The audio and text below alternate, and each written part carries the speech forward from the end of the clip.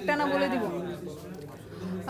আমাদের ব্যাচের একজন স্টুডেন্ট হঠাৎ করে একদিন গ্রুপে বললো যে আমাদের সিনিয়র আপুকে ও নক দিয়ে হচ্ছে বিভিন্নভাবে বিরক্ত করতেছে।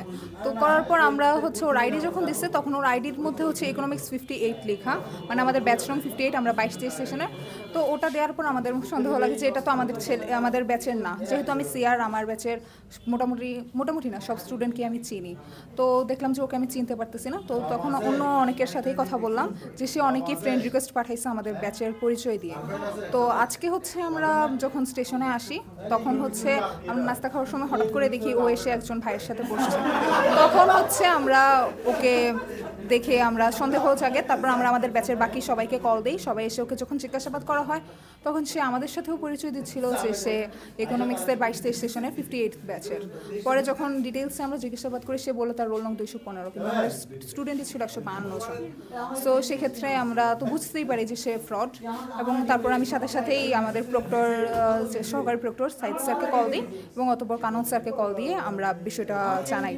আর বাকিটা আপনাদের সামনে।